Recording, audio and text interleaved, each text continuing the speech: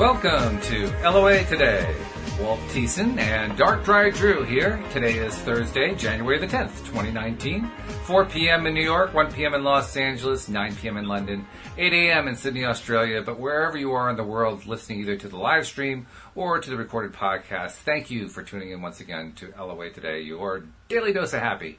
And I'm glad to welcome back my youngest co-host, DarkDryDrew, who is, we have an interesting show here. Every show, of course, here on LOA Today is a different show because of all the different people who are involved.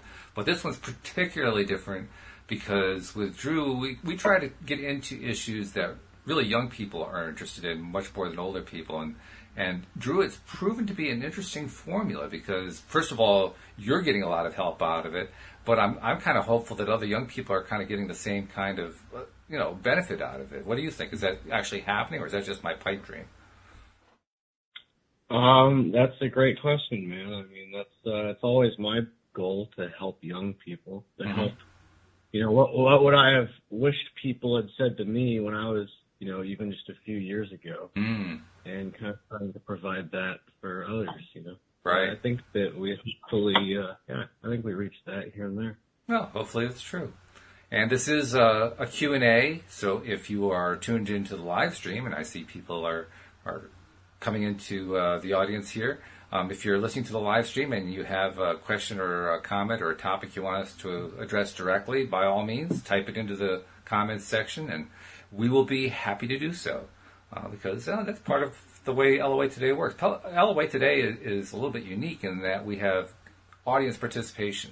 You don't get that on too many podcasts. There are a few that do, but not too many where you get that.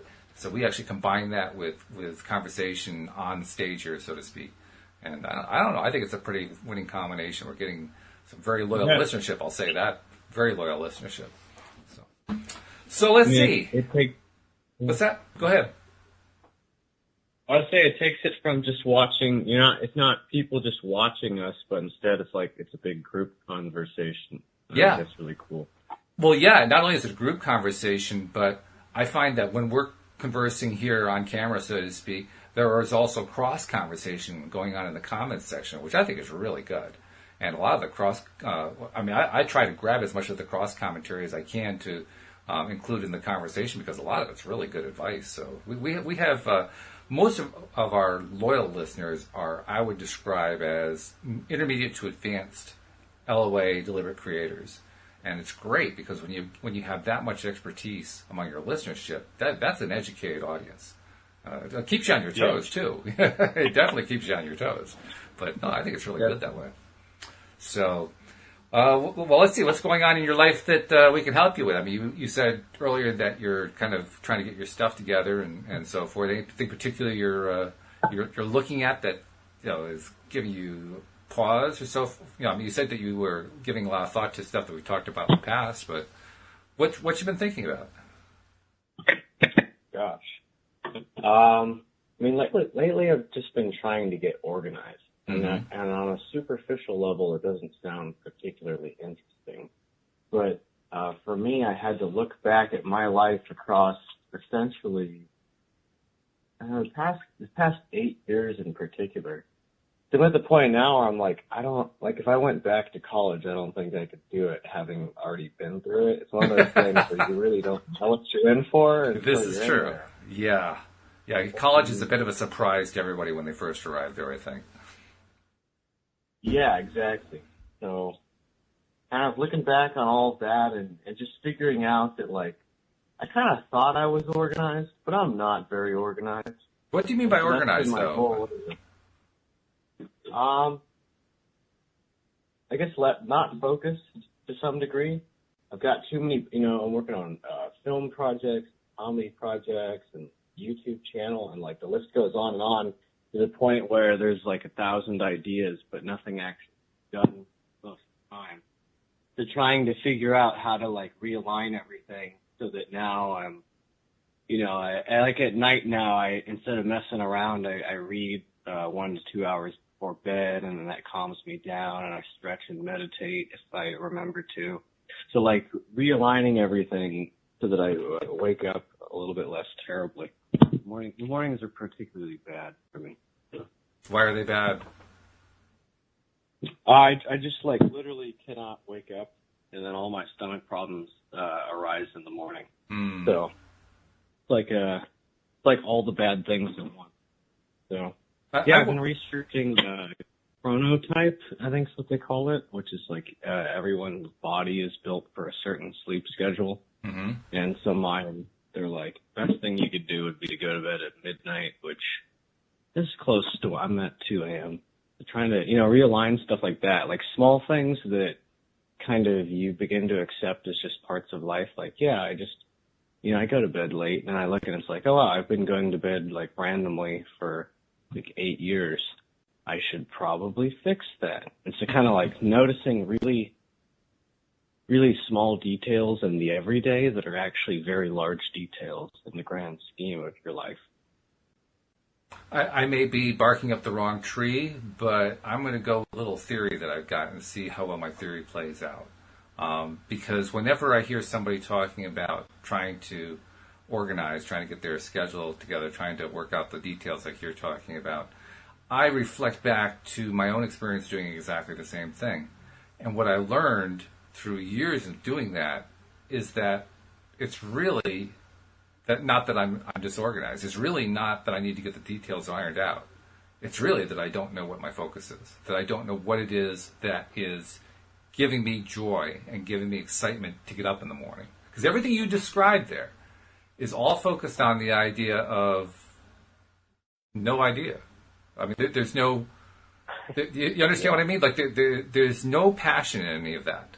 There's nothing that says to me, wow, I can hardly wait to go do X, whatever X is. And whenever that X is lacking, that's when we start trying to dither around with schedules and organizing and trying to get everything, get all the ducks in a row and so forth. Because we really don't have a very clear idea of what it is we want out of life.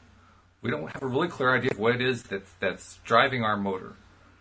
And when you lack that, that is not a pleasant place to be in. More than that, it's kind of a trap. Because when you're in that trap, when you're in that place, it's like you can't ever get out of it. There's never any exit strategy. And the reason there's never an exit strategy is because there's no passion. There's nothing to say, yeah, I can hardly wait. Like, somebody else in the same age group as you, somebody who might be like a skier or a snowboarder or a surfer or something like that, they can't wait to get up. They can't wait to go live their day. The people who live on ski mountains and who live for the snow to fall can't wait for the next snowfall.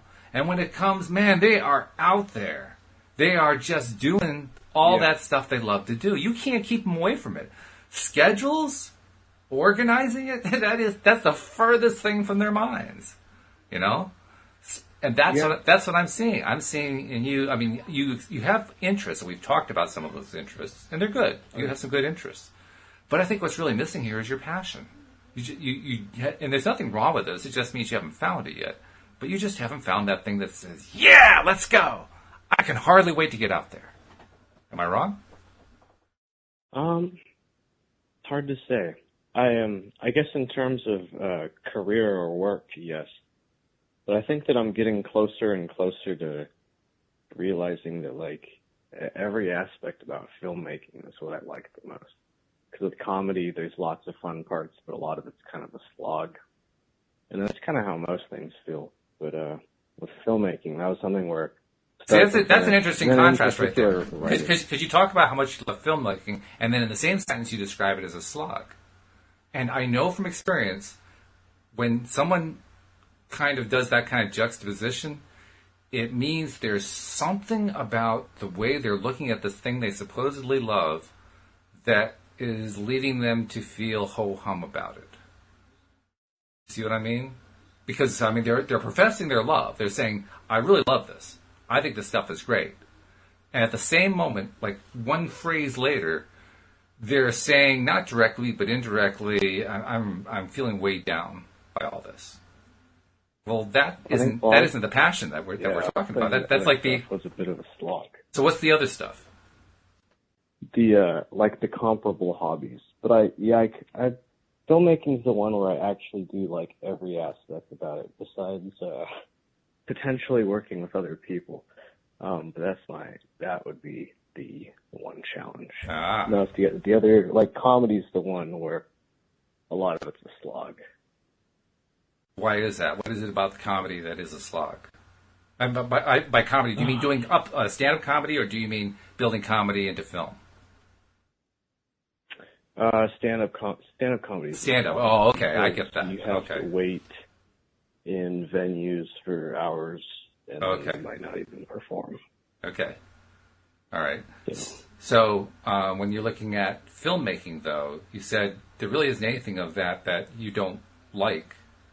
I'll kind of replace the word like with love. So there's nothing about that you don't love, except for people, where people are involved. Talk about that for a little bit. Yeah, and it's not even that.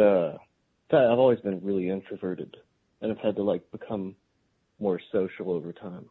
Mm-hmm. But it's sort of, and I enjoy working with people when I have a good team. In fact, the team that I worked with most recently was, like, fantastic. Oh, that's good. They were all incredible. Excellent. But most of the time, it's hard to find that. And so it's sort of like with stand-up comedy or writing the screenplays, that's something I can do just me.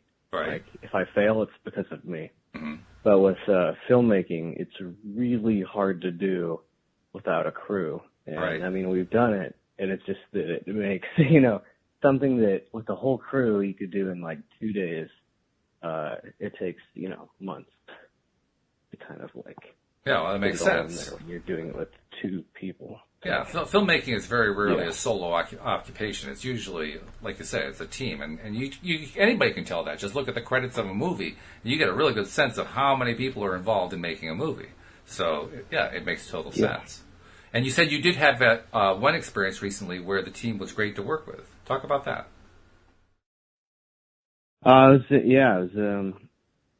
You could tell everyone wanted to be there.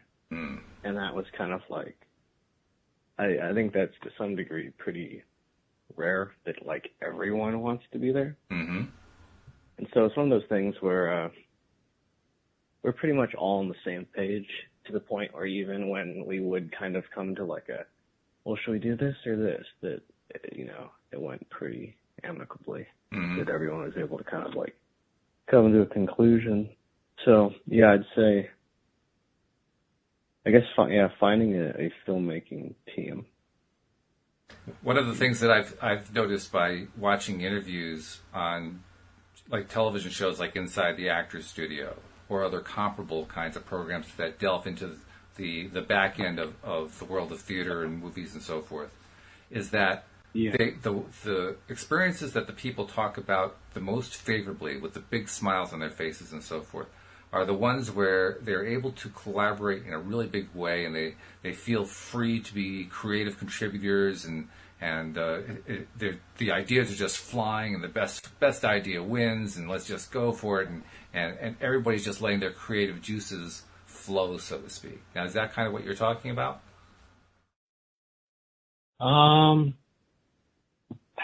Somewhat. I think in terms of brainstorming, like, if there's a writer's room, that's the approach I'd use. But, like, if I were to be directing a film, and it was, like, the film that I had written, I would be open to all the suggestions. Mm-hmm. But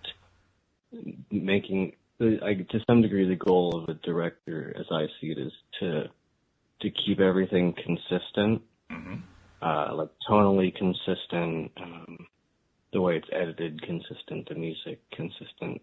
Because that's one of the problems, like, with Hollywood, is where you'll have a lot of directors that their first film will be like an indie film, and it'll do well enough to get them into Hollywood. But then once they have tons of money, they no longer have to be creative, because they can just pay for everything they want. Mm-hmm. And then a lot of their films start to suck. And it's like, how did you go from being so incredible on an $800,000 budget to, like, now you've got millions of dollars, but nothing's good anymore? Why do you think part of it is, you just buy everything you want. But the other part is that the more crew you add, the more it kind of dilutes the final product. So that if everyone is inserting their own creative aspect to it, that's good, unless it conflicts with the core vision. Okay. So now I want to go back to your other statement, which was, I can't remember exactly how you said it, but the gist of it was you expressed a frustration when it came to working with other people on a film project. So with this kind of as a background, talk about that. Oh gosh. Sort of, well, the one project that I worked on where there was a bit of a challenge was in like, the tonal differences. And I think by the end of it, we both agreed like, okay, like if it's your project, you'll do it. If it's my project, I'll do it. And everyone will help. And I think that was the big thing where it's like, it's like everyone's on the same page following whoever's in control's, vision. Okay. And so it's like you're allowed to be creative within these parameters. And so it's not so much of a full restriction as it is like, in fact, I would say that the restrictions force you to be more creative because you have less to work with. Kind of like once again with the budget, where the less you have to work with, the more creative you have to be. So oftentimes you'll create something better from a place of, like scarcity or, yeah. You know what I mean? Like, you're kind of forced into trying harder, I guess. And so that's where, like on the project we were on, people would be proposing new ideas, and it was like, okay, I like that, or like maybe if we do this and that, and then kind of like aligning it to be like, okay, well here's the vision of what we're going for, so how can you fit that in with the vision? And that seemed to work well. Okay. And I haven't worked on with a professional team, I guess. So. Okay, all right. That's probably going to be part of what happens when you work with an amateur team, so that kind of makes sense. So now that we've gone into it a little bit more detailed, I wanted to get the details out there before I went back to the original topic, because the original topic was you wanting to get your life organized and all that, and my conjecture that means you kind of lost track of the passion. So here's my setup question that I've been saying for the last 15 minutes. Why or where is the passion? I mean, are you feeling passionate each day, getting up like, I want to go work on my film project, or what I want to find what the next film project is. I can hardly wait to get out there and do whatever film project is on my list right now. Not yet. Getting there. I guess I should like add or clarify that in regards to organization, like I write everything on notes, and so I had all these like papers everywhere, and sort of no way to consolidate my tangible brain, I guess you could call it, which is like all the ideas that I've laid out. And so I needed to design a system to kind of consolidate that to like my to-do list and sort of all of that in like a way that, properly incentivizes it for me. So that's been my focus this week, was to like literally clear my mind and like sort of metaphorically clear my mind so that now I feel comfortable to write film projects.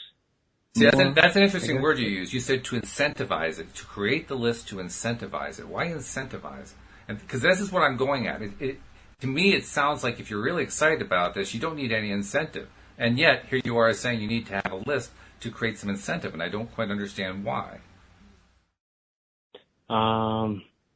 Well, the incentivizing one is more for, it's just more of a to-do list or like a list of things I can choose from that either need to happen or that I'd like to happen. And then sort of, I've designed it like a video game where all the things on the to-do list are quests that each have, experience points at the end of it, sort of just a different scale. So like one experience point if I like meal prep, or like 3 experience points if I like buy the memory foam mattress that I'm saving up for.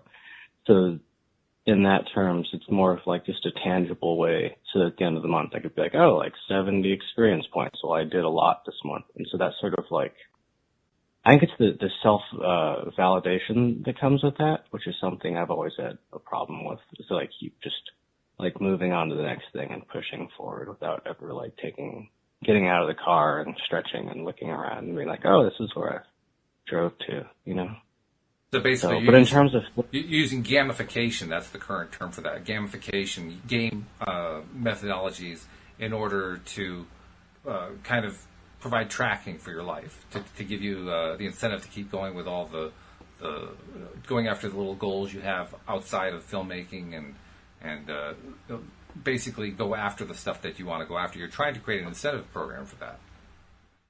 Yeah. Yeah, definitely. That's usually an indication. Whenever you have to create an incentive program, I mean, I say this kind of, I'm trying to say this as respectfully as I can, knowing how popular games are and how popular game theory is, because they're really, really popular right now. And the whole idea of using game theory as a way to kind of structure one's life or structure one's approach to a project or to a job is a very popular approach. But I still think there's something missing from that. And I'll go back to what I said before. The thing that's missing is passion. If you have passion for something, I'm telling you, you don't need to do lists. Because when you're passionate about something, you can't get through whatever the list would be fast enough. And when you can't get through fast enough, you don't have time to make the list because you by the time you got the list made, you're done. You've already finished all the tasks that are on it because you're so driven to do all this stuff because it's fun, it's passionate, it's interesting, it's driving you. So anytime I hear somebody talking about making a list, the first thought that goes through my mind is, where's their passion? Because the passion clearly isn't there if they're having to make lists. And I'm not saying there's no role for playing lists either. I mean, I've made lists too. But I don't have to sweat over it. If I have a list of things to do, I can make the list in 5 minutes. Even if it's not a list that I can get through today, I can still make it in 5 minutes. It doesn't take long. As long as there's a passion going on. As long as there's a driving emotional desire to live in some way. To really live. It's only when that driving emotional desire is missing, that's when I find myself wanting to make lists. Because what I'm really trying to do is I'm kind of stumbling around trying to find my mojo. Yeah, I guess that I agree with that. Stumbling around trying to So I would say instead of trying to find a list instead of trying to put lists together, why not delve a little bit deeper inside yourself and ask yourself, what is it that I want and what's standing in my way? Get to the root of it a little bit more. Because I'm telling you, once you unleash that passion, it's going to make it so much easier for you. I actually was working on those questions. Oh, really? Okay. Yeah. And I use lists and different, I use them because I think about too many different things that my memory is not as powerful as my ability to think about different things. Yeah, I understand that too. Like the lists are like the part of my brain that's outside of my body. Okay. So they're like a memory bank. But I wouldn't, with the film stuff, I don't really write lists for the film stuff.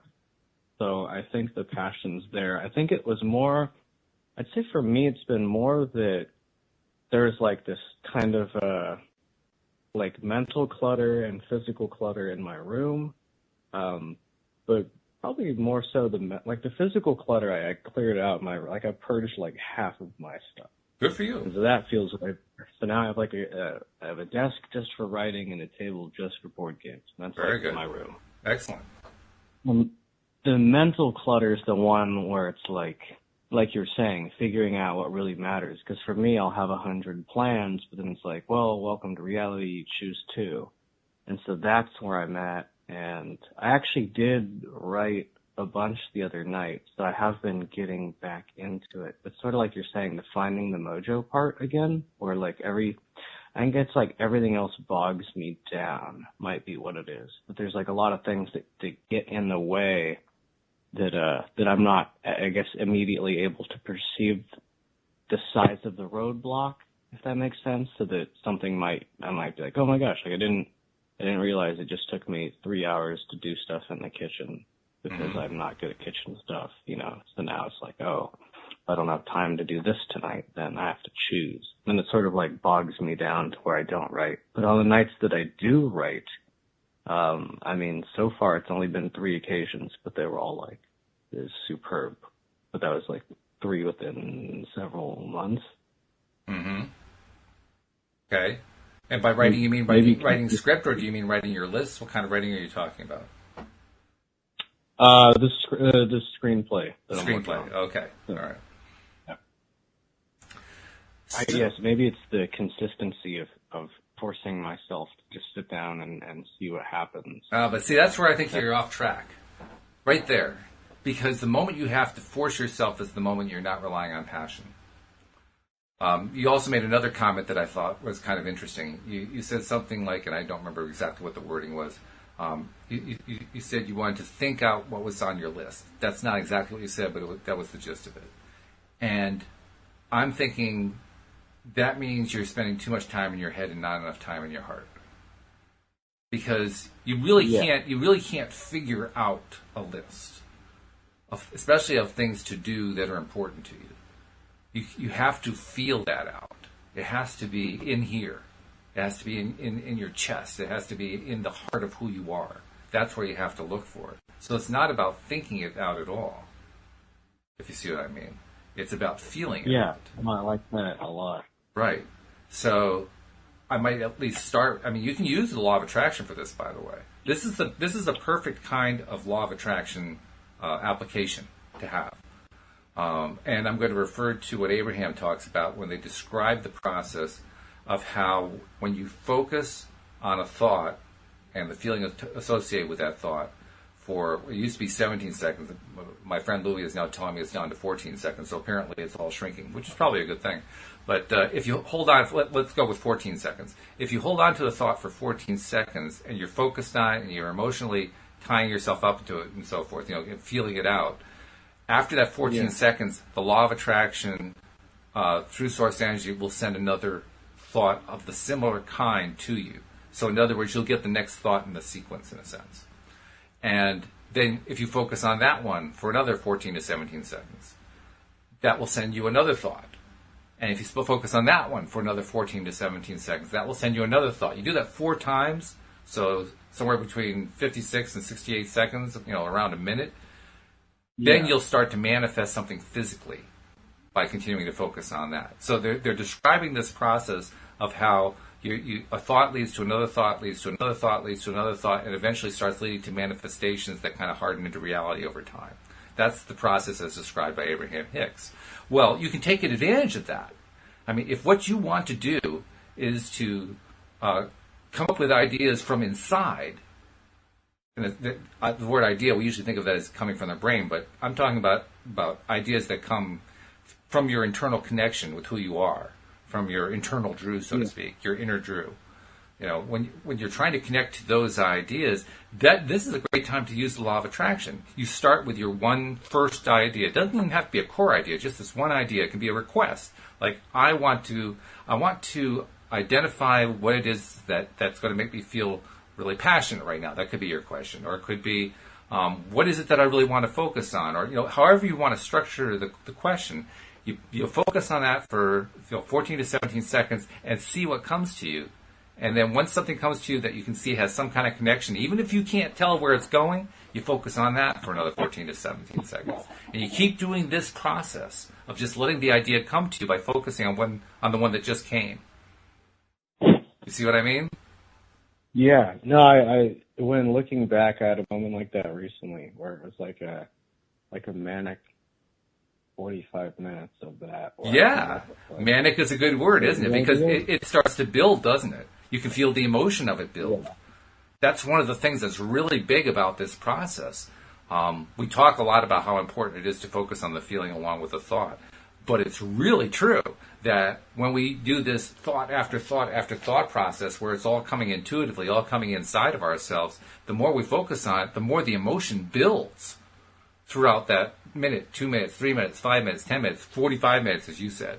It just starts to build and build and build and build. And now that's where passion comes from. Passion comes from like this overwhelming emotional attachment to whatever it is we're talking about.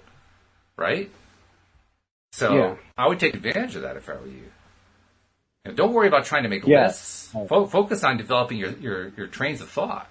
Your trains of, and by thought, I don't mean thought up in the brain. I mean the thought coming from inside, from your heart, from who you really are deep down inside. Work on getting that going. Don't worry about the lists. Lists, I swear, once you get that going, you'll find that lists will be the smallest task of your day. It really will be. It will not take a lot of time. The only thing that's holding you back is here, the heart. That's the only thing that's holding you back right now. Yeah, that's my personality type to some degree. Well, it's also your choices. I mean, I don't mean this in a critical way. I mean, this is what we all do. We choose our thought patterns. We don't necessarily do it all with deliberate intent. Sometimes we just do it by default, by whatever's coming along. But we're still choosing them. Like, yes, there's my other thought. Yep, I say that's my thought. So we're choosing them.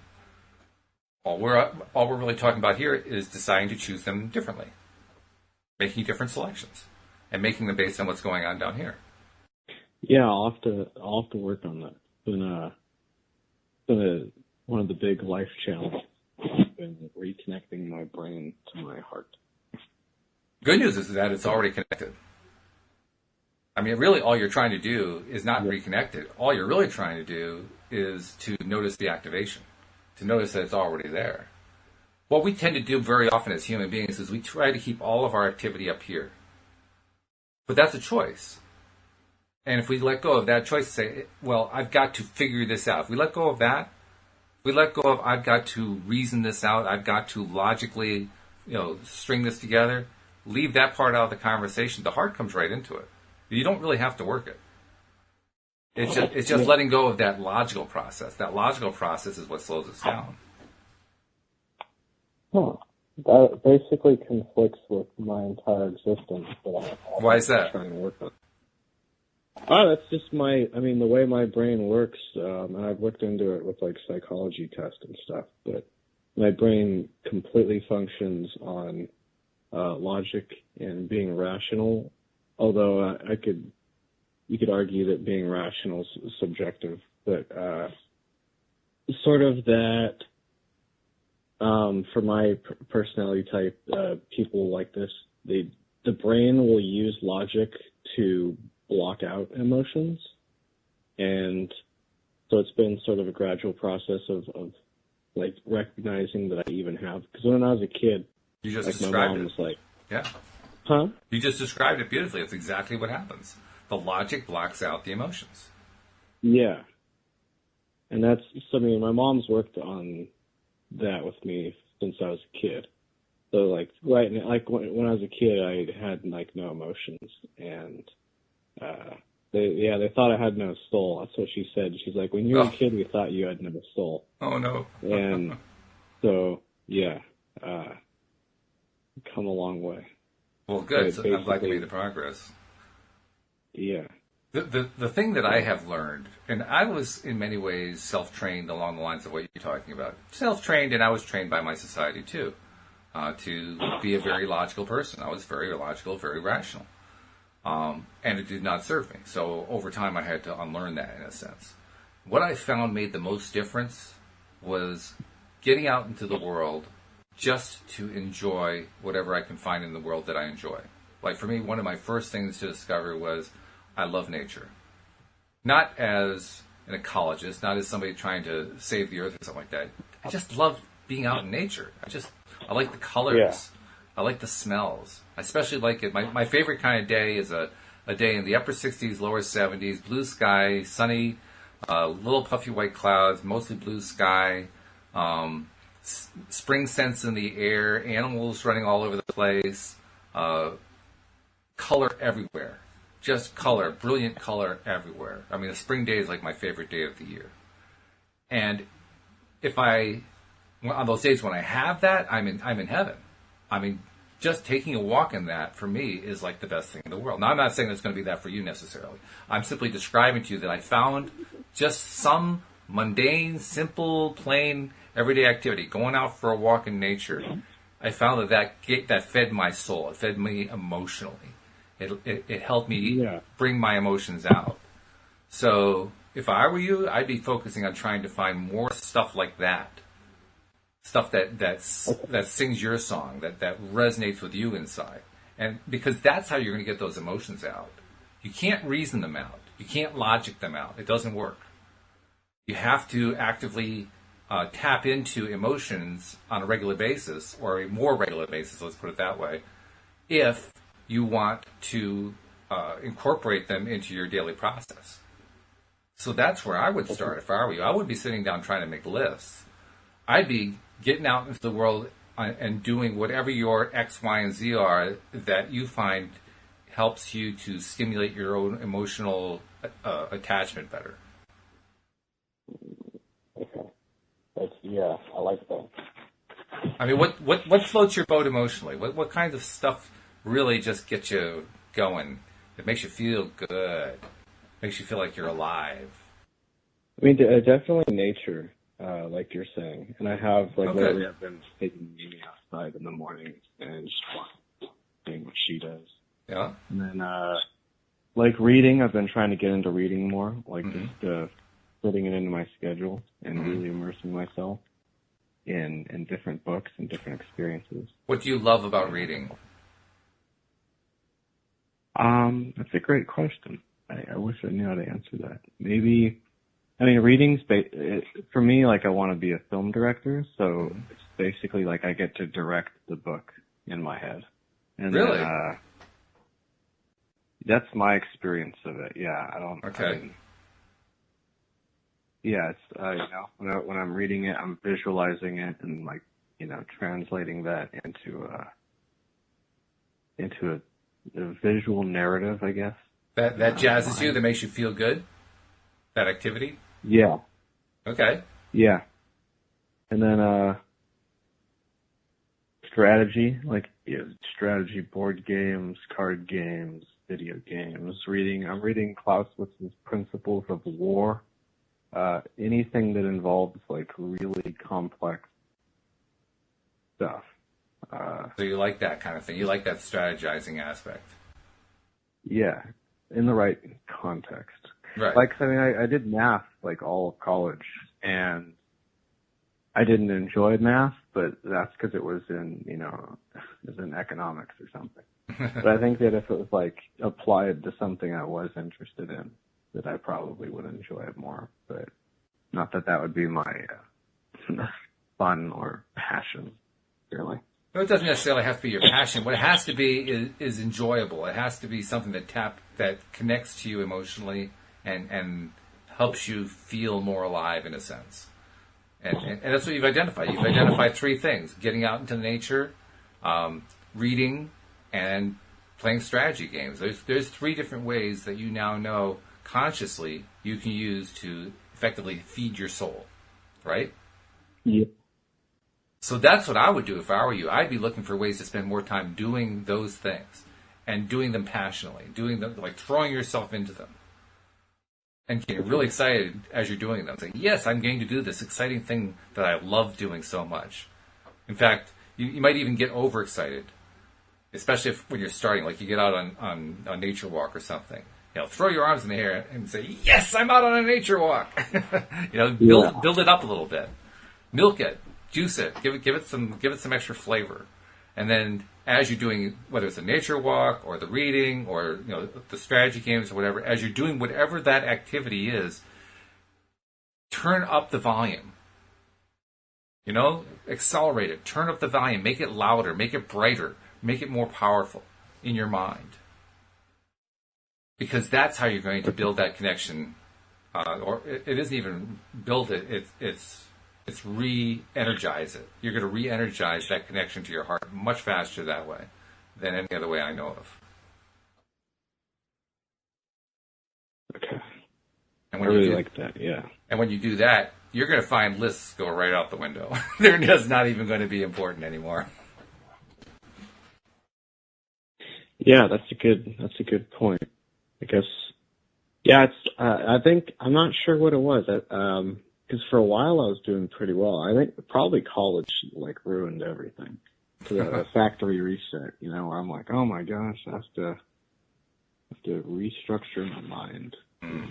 By the way, I want to remind our listeners, this is Drew and I are basically talking about stuff to help him along, but this is also a Q&A. So if you're listening to the live stream, by all means, if you have any comments or questions, share them, and we'll be happy to include them in what we're talking about here. But because I've seen a couple of people saying hello, and I want to say hello back. Hello, Sarah. Hello, Brahman. But other than that, I haven't seen a whole lot. So we'll incorporate you once you include some comments. Until then, we're just going to keep talking, trying to help Drew out a little bit. So that's my little promo for people who are listening to the live stream.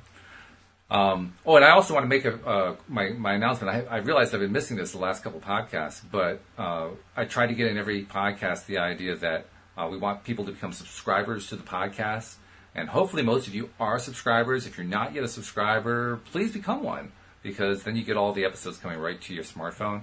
The instructions on how to do it are found in most of the places where this live stream or podcast recording are stored in the description. If you don't see the links there for becoming a subscriber, just go to the homepage of our website, loatoday.net, and you'll just find the links right there for Android users or for Apple iPhone users or iPad users, and just follow the steps like a regular wizard and click, click, click. It'll just walk you right through it.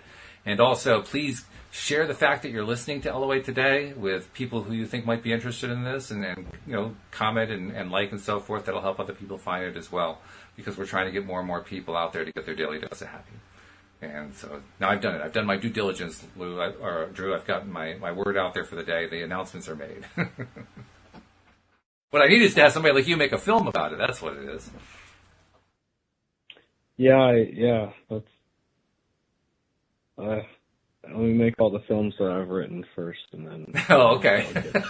I'll put it on the list. It's on the list. Okay, all right, yeah. We'll back burner it. That's fine. That's just it. There's so many things. But I really do strongly recommend that you focus on that emotional stuff, the stuff that makes your life sing, the stuff that makes you wake up. I mean, you were describing how waking up is really tough for you. Getting up, your stomach's all churning, your guts are all churning. It doesn't sound like a very pleasant experience in the morning. And I'm telling you, if you focus a lot more on what floats your boat, on the stuff that just fuels you, you're going to find that happens a lot less often too. In fact, if you can focus consistently on things like nature, on the book reading, on the strategy games and so forth, if you can focus more on that and do at least one of those things every single day, you will get to the point where you no longer have any mornings where you're waking up with your guts churning, because you'll be rediscovering your purpose. You'll be rediscovering what fuels your life. Once you know what fuels your life, it's easy to get up. I mean, it reminds me of a story of my wife. My wife, about when did she start? She started about I want to say 10 years ago. She was into doing what they call trash or treasure. She would go to yard sales and tag sales in the area every Saturday morning and find stuff to buy that she would either use as a foundational piece to build something else to sell, something, some sort of an improved thing, or she'd just turn around and do a resale of it. But she just loved getting out there and finding stuff. And the funny thing is, Louise, most of the time, has never been much of an early morning person. She was the kind of person who would prefer to sleep in late. When she did get up, she'd be dragging around. Except when Saturday morning came. Saturday morning, 5:30, boom, she was up by 6. She was out the door. See you in about 8 hours, and that was it. I never saw her for until late in the afternoon, and then she came back and her car was jammed to the gills with all this stuff that she'd found at tag sales that she loved so much. She was so jazzed that there was nothing that was going to stop her. She was just living life whenever she would do that. That's the kind of thing that I think will happen to you. That's funny you mentioned that, because I'm actually super into garage sailing, and I've never really considered it. Yeah, that's the only time I can actually get up in the morning. Right? I'm like, do it. This is, yeah. So you know what I mean. Brilliant. Yeah. You know what that feels like. Okay. I know that. Okay, that's good. Now I know what the feeling's like, now to provide that. Exactly. Maybe that's it, is I never do. I have this, for some reason, I think that work should be done in the morning, but maybe I just need to do fun things in the morning and the night and the day. I wouldn't even worry about the schedule. I really wouldn't, because I know what that's like. And when the moment that you're worried about what the schedule should be is the moment you're focused on the wrong thing. What you need to focus on is where are the things to do, the things to experience that light you up. That's what you want to look for. And yes, I know you can't do that all day long. We all have responsibilities, things we have to do at various times. Yeah. But you don't have to pre-schedule that. You already know when you're going to have to do that stuff anyway. So don't worry about scheduling it. Just look for all the opportunities you can in a day to sample one or more of the things that light you up. Just do that.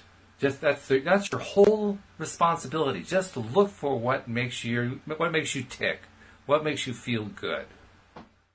We live in a feeling universe. That was the big insight that I had when I first learned, actually shortly after I first learned about the law of attraction. We don't live in a logical universe. I thought we did. For the longest time, for years, I thought we lived in a logical universe, in a universe of rationality. Almost a mechanistic universe, but not even close. And indeed, when I tried to play out my life along those lines, I was invariably disappointed because it turns out life isn't logical. Life isn't rational. Life doesn't play out that way. It just doesn't. I mean, you know that from the subject matter of what you love for films and music and so forth. Your love deals with topics that are all about things going wrong. I mean, that's like the big theme that goes on with these genres that you like so much. Things going wrong. So clearly, the universe doesn't work rationally. It doesn't work logically. That leaves only one possibility. I have thought about that a lot because I always thought I was rational and logical, but then when you actually think about it, it just depends on what the parameters are. Because, so I'll give you an example. When I was a kid, like a young kid, I didn't understand empathy because my brain was just purely logical. Even I've always been that way too. I'd rather know the truth if it was terrible rather than to feel better. Or I'll make a decision based on what's logical rather than if it's even if it's an emotionally tough one or whatever. Mm-hmm. But as a kid, my mom was like, "Oh, I'm going to bring cookies to the neighbor's kid." And I'm like, "But why would you do that? That's just us spending money to lose cookies." And she's like, "Well, he doesn't have a dad and his life's a lot harder." And that, as a kid, I didn't understand that. Emotions didn't mean anything to me. And so that wasn't factored into my perception of what's a rational decision. But as I got older and developed a sense of empathy, and when it finally clicked, it was you have to factor empathy into rational decisions. And I so suspect, it's further. I suspect part of her answer. She probably said what you said, but it was probably also, well, it's a nice thing to do because I want to give them cookies. I want to give him cookies because he'll like them. I will enjoy the fact that he will like them. That was another reason to give the cookies. It was just because it felt good. It felt good to give the cookies. Yeah. Which is a rational decision. It's both, actually. It's emotional and it's rational. It's both. Yeah. Yeah, so that's what I realized was that all rational decisions are subjective and they're limited to the kind of just the parameters that you set and that what you think is rational. Mm-hmm. So yeah, I totally agree. Nothing's actually very rational, and it helps for economic decisions and stuff like that. But outside of that, not always that useful. And even with economic decisions are very rarely rational. Believe it or not. And all purchase decisions are not rational. All of them are emotional in their primary foundation. I'll tell you a story that illustrates it. This is actually a classic sales story. Guy goes into a car dealership. He has a family, and he needs to get a car for his family. He goes into the car dealership, and you know how in the showroom they have 2 or 3 model cars to show you what their best sellers are and so forth. Yeah. He sees an SUV, and he can just tell it's very likely exactly what his family needs. But he also sees a red sports car. They're both on the showroom floor. And he's really drawn to that red sports car. And he goes over and he's looking at that sports car, and he's loving it. I mean, his eyes are just drinking it in. Because he can imagine himself, out in the highway, the top down, hair flying, all that kind of stuff. He was just dreaming about how wonderful it would be to be driving that sports car. And the salesman sees his look on his face and says, "Hey, come on, thanks for coming in. Can I help you?" And And the guy says, oh, no, that's all right. I was just kind of looking. He says, oh, no, I saw that look. You love that car, don't you? The guy says, yeah, I do like that car. And the salesman starts walking through the steps of trying to get him to buy the car. Well, after a long conversation, the guy ends up buying the SUV. Despite the fact that he loved that car, that convertible so much, he ended up buying the SUV. And most people would say he made that decision on a rational basis because his family needed a car, and a red convertible would not be a practical car for his family. His family needed room for all the kids to be sitting in the car in the back, his wife in the passenger seat, him in the driver's seat. They need to have room in the back for storing stuff if they're toting stuff around. They need to have all these different features that an SUV provides for them. So most people say that's a rational decision, right? Yeah. No, it's not. You know why he bought that SUV? He bought it because he loved his family. It was a love decision. It wasn't a rational decision. Yeah, that makes sense. I think I could definitely... See, that's the way we make economic choices. That's the way we make purchase choices. We emotionally attach to a reason, and then we rationalize it to justify our choice. So he emotionally knew he wanted to buy that car for his family, and then he rationalized it by pointing to all the different features that would make that a good decision. That's how we buy things. That's very interesting. Yeah, young Drew would not have understood that. Now I get it. Yeah. So really, emotion drives everything in our lives. We know that that's part of LOA theory, but it's also just part of how life works. Emotion drives everything. Emotion is behind everything. Emotion is what makes all of life worthwhile. Emotion is where all of the flavor comes from. It's where the spice comes from. Because we get emotionally attached to doing all this cool stuff, buying these things or doing these things or having these careers or having these relationships or whatever it might be.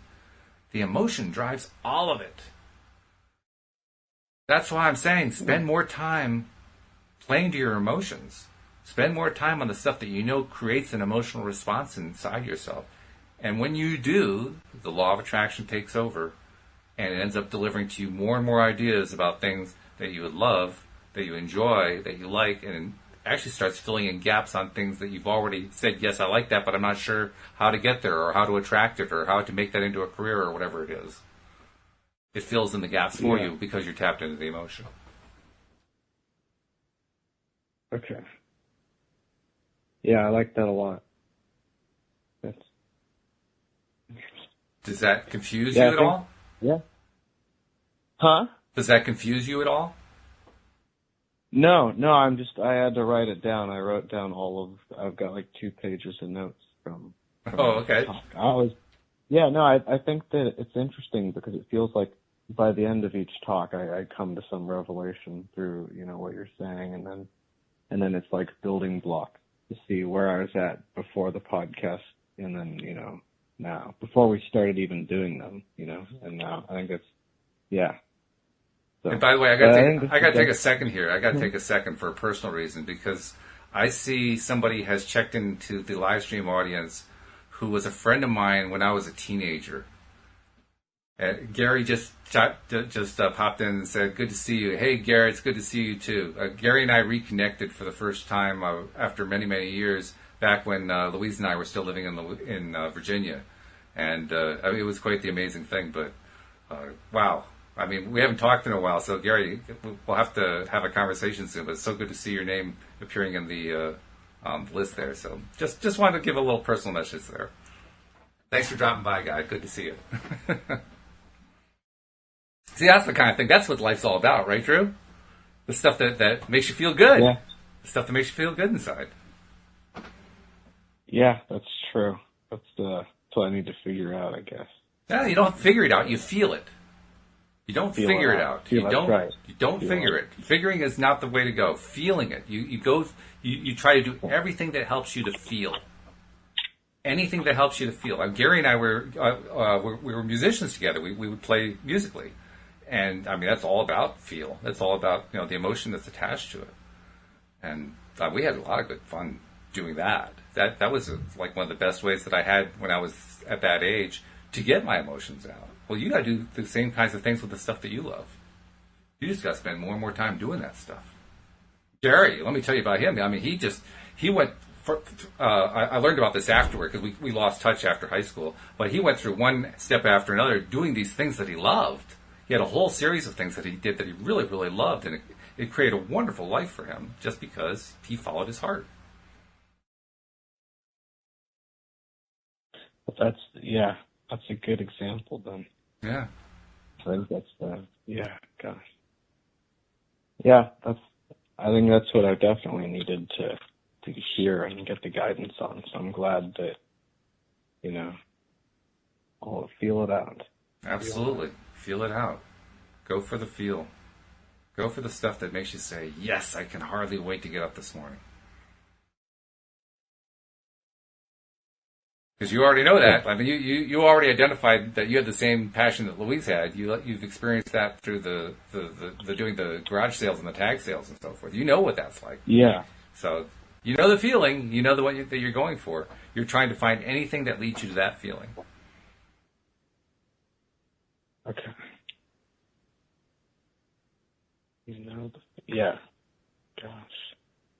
So actually, we can simplify. You said at the beginning of this that you were going to try to get organized and get your list created and so forth. Let's create your very, very short to-do list. What's your first to-do item? What's your very first to-do item on the first thing that's on your list that you can think of that will create an emotional response? What's the first thing you want to do? Probably read. Okay. Finish the book that I've been reading. And you can do it now with some enthusiasm, because now you have a good reason to do it, right? Now you have a reason to say, okay, I can justify this. I've got a reason. I'm okay. Now you can just follow your passion. You've gotten past the reason part. Okay. Right? Because the reason is just knowing that it'll be good for you. It feels good. It feels good. It's all about how it feels. Follow your heart. What Joseph Campbell, the theologian / psychologist, wrote. He wrote, "Follow your bliss." Following your bliss is life. That's life with the cherry on top. Following what just makes you feel absolutely joyful. I like that a lot. Who said that? Joseph Campbell. Wrote a number of really interesting books. Theologically related, but also touching on psychology in a lot of ways. Yeah. Interesting. Yeah. My mind functions in advice and in quotes a lot. Mm-hmm. Kind of as a sort of a baseline or like a support structure. Like fortune favors the bold. That one's helped me a lot. Mm-hmm. Always like different. Well, I'd put this one at your top of your list. Follow your bliss. It's the most important one. A lot. Actually, even Abraham Hicks has cited that one. They've cited that as what they think is the best description of how to live your life as the happiest life you can live. Follow your bliss. With that in mind, we're nearing the end of our hour, but I hope that's been helpful for not only for you, but also for our listeners. And you'll have to give us a report next week about what you were doing to follow your bliss this week. Yeah, I'm excited. I think that was the guidance I need. All right, good. Well, thank you very much. Thank you to everyone who tuned in, and we will see you all next time here on LOA Today. Goodbye, everybody. See ya.